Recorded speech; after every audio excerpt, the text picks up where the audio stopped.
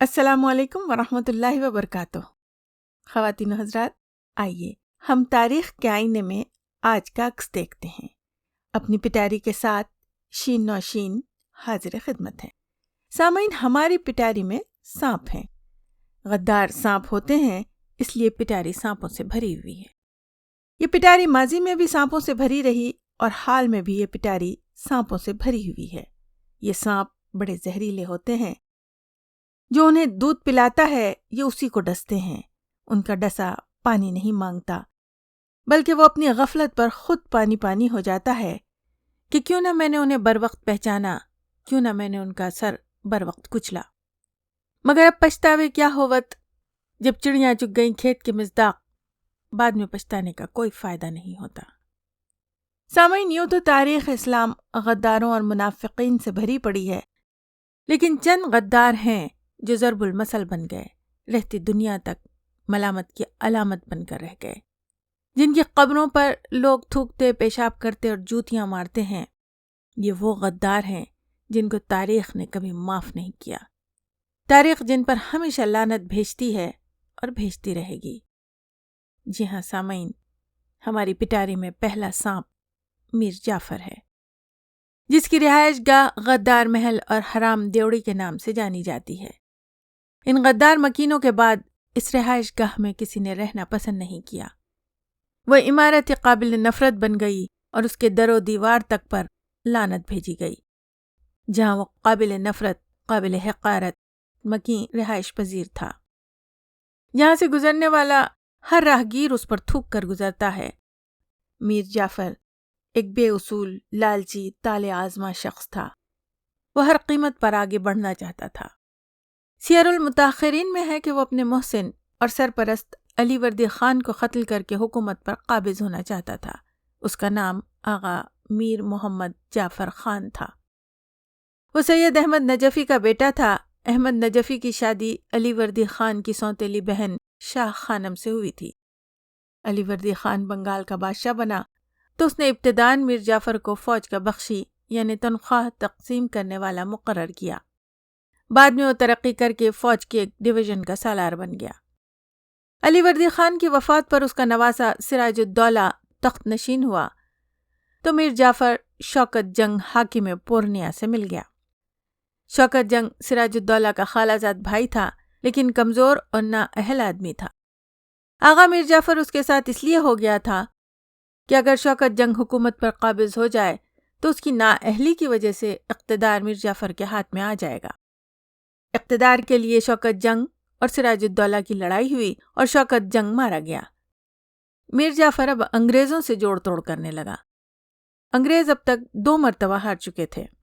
اس زمانے میں انگریز اس فکر میں لگے ہوئے تھے کہ سراج الدولہ جیسے مضبوط حکمراں کو اتار کر کسی ایسے شخص کو بنگال کا نواب بنائے جو ان کے ہاتھ میں کٹ پتلی بنا رہے۔ میر جعفر تو ایسے موقع کی طاق میں تھا، اس نے فوراً ایک معاہدہ کر لیا کہ انگریزوں کی تمام فوجی مہمات کے اخراجات برداشت کرے گا، 2 کروڑ روپے بطور ہرجانہ بھی دے گا اور ایسٹ انڈیا کمپنی کو ہر طرح کی تجارتی رعایت دے گا۔ سراج الدولہ کو اس معاہدے کا علم ہوا تو اس نے اسے اپنی نوکری سے نکال دیا۔ ہندو سیٹ، اہلکار اور غدار مسلمان میر جعفر کے ساتھ تھے۔ ان میں ایک شخص جگت سیٹ نے سراج الدولہ سے یہ کہہ کر میر جعفر کو بحال کروا دیا کہ میر جعفر کے بغیر انگریزوں سے مقابلہ نہیں ہو سکتا۔ اپنی وفاداری کا یقین دلانے کے لیے میر جعفر نے اپنے ساتھیوں کے ساتھ قرآن اٹھا کر قسم کھائی کہ وہ انگریزوں کا مقابلہ دل و جان سے کرے گا۔ 1757 عیسوی کی جنگ پلاسی میں کلائیو حملے کے لیے آیا تو سراج الدولہ اس کے دانت کھٹے کر کے اسے واپس بھیج رہا تھا کہ میر جعفر اور اس کے ساتھیوں نے، جنہوں نے قرآن پر ہاتھ رکھ کر قسم اٹھائی تھی، غداری کی اور انگریز فوج سراج الدولہ پر غالب آ گئی۔ سراج الدولہ مرشد آباد سے عظیم آباد کی طرف جا رہا تھا کہ میر جعفر کے داماد میر قاسم نے اسے گرفتار کر کے مرشد آباد بھیج دیا، جہاں میر جعفر کے بیٹے میرن کے حکم سے سراج الدولہ کو شہید کر دیا گیا۔ آغا میر جعفر نے حکومت حاصل کرتے ہی کلائیو کو 25 لاکھ روپے دیے، ایسٹ انڈیا کمپنی کو 24 پرگنے یعنی 24 اضلاع دے دیے۔ لوگوں میں میر جعفر کی شہرت بری تھی، علانیہ طور پر وہ اسے کلائیو کا گدھا کہتے تھے۔ 3 سال کے بعد ہی انگریزوں نے اسے تخت سے اتار کر اس کے داماد کو والی بنگال بنایا۔ میر قاسم نے بھی انگریزوں کو خوب روپیہ اور اپنی حکومت کے 3 پرگنے یعنی 3 اضلاع دیے، لیکن 3 سال بعد انگریزوں نے اسے معزول کر کے پھر میر جعفر کو تخت پر بٹھا دیا۔ میر جعفر افیون اور حشیش کا عادی تھا، نہایت نفس پرست اور بے دین شخص تھا۔ جذام کے مرض میں مبتلا ہو کر 1765 عیسوی میں مر گیا۔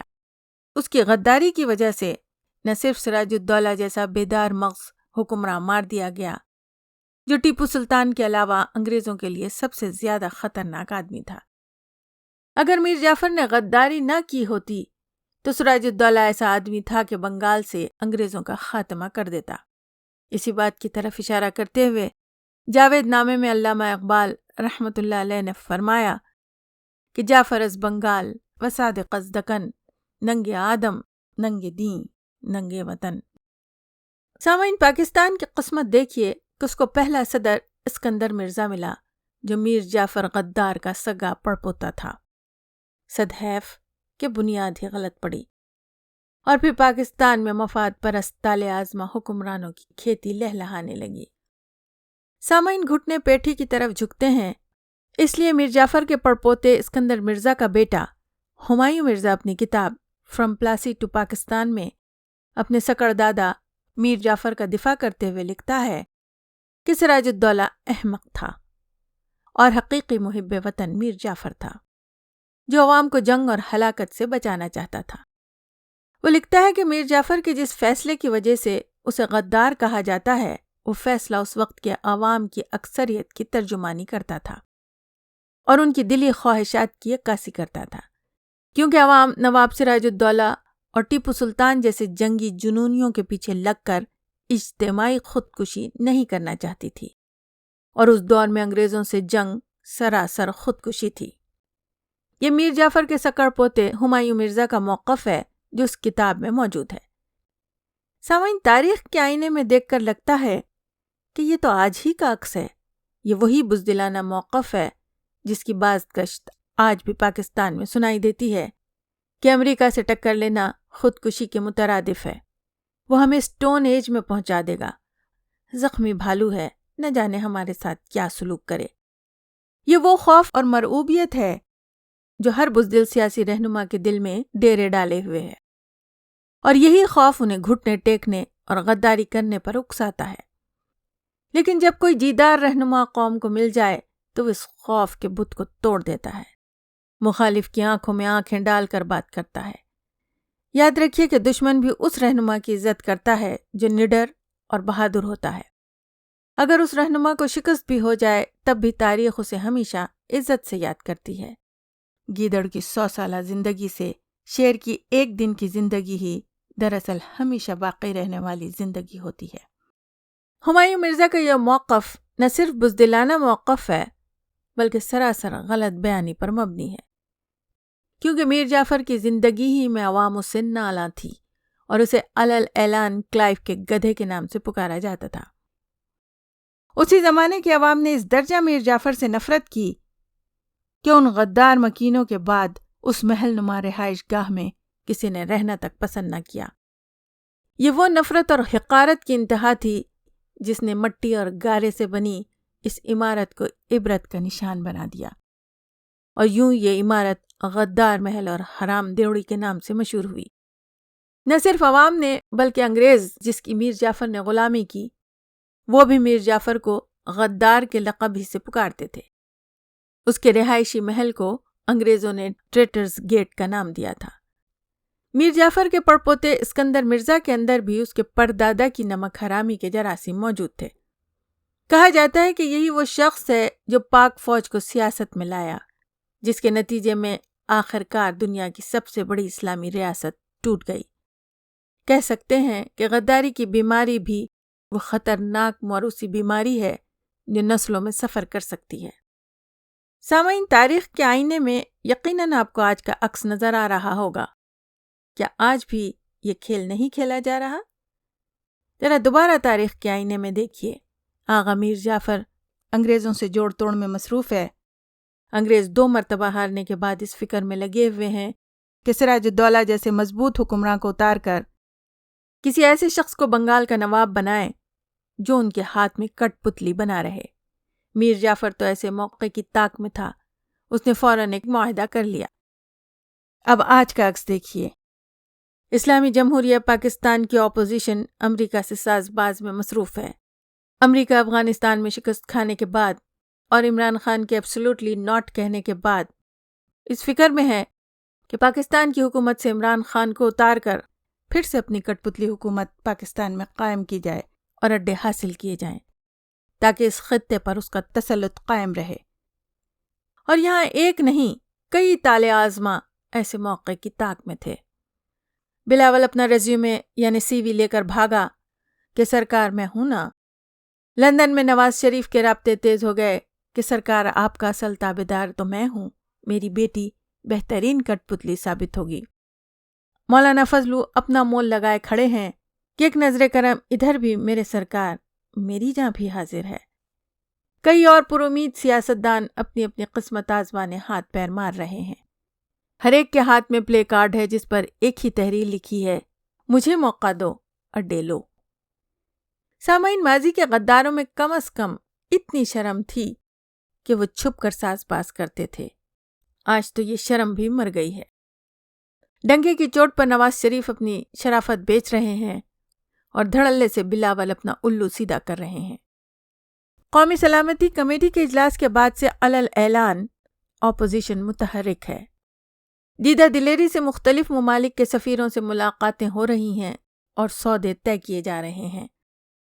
سامعین، تاریخ کے آئینے میں ہم نے دیکھا تھا کہ میر جعفر نے انگریزوں کو بہت کچھ دیا تھا تو اقتدار لیا تھا۔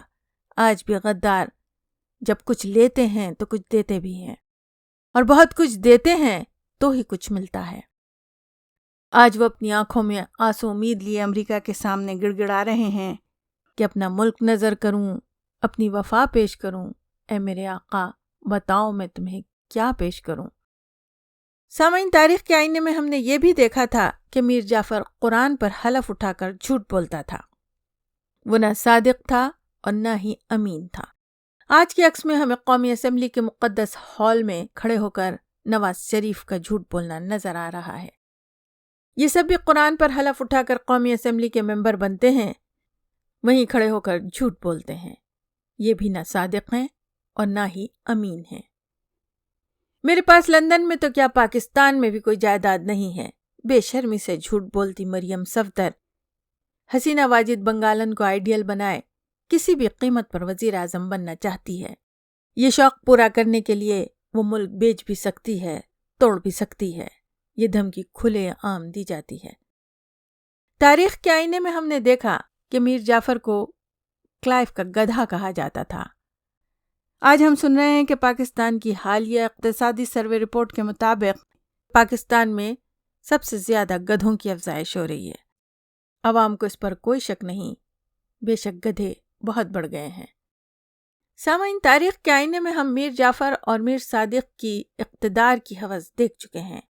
اسی ہوس اقتدار نے مملکت پاکستان کے 2 ٹکڑے کر دیے، لیکن کسی نے کوئی سبق نہ لیا۔ آج بھی اقتدار کے حصول کی وہی ہوس ہے۔ بیشتر اپوزیشن ارکان میں دوڑ لگی ہوئی ہے کہ دیکھیں کس میں کتنا ہے دم۔ قومی سلامتی کے راز تک محفوظ نہیں، ببانگ دوحل ملکی راز فروخت کیے جا رہے ہیں، چاہے وہ حامد میر جیسے صحافی ہوں یا طالع آزما سیاستدان۔ باقاعدہ ٹی وی چینلز پر ہیڈ لائنز چل رہی ہیں کہ عمران خان کے امریکہ کو پاکستان میں اڈے دینے سے انکار کے بعد اپوزیشن کی مغرب کو پیغام رسانی، مختلف سفارتکاروں سے رابطے۔ یہ سب کیا ہے؟ ملک دشمنوں سے کھلے عام ساز باز ہو رہی ہے۔ نہ کوئی ڈر ہے، نہ خوف ہے، نہ کوئی شرم ہے، نہ حیا ہے، نہ کوئی حد ہے، نہ حساب ہے، اور نہ کوئی احتساب ہے۔ کیا عوام یہ سوچنے میں حق بجانب نہیں کہ یہ اگر غداری نہیں ہے تو پھر اور کیا ہے؟ وہی ماضی کے اعمال ہیں، وہی ماضی کے کردار ہیں۔ سوال یہ پیدا ہوتا ہے کہ جب وہ غدار کہلائے تو یہ کیوں نہیں؟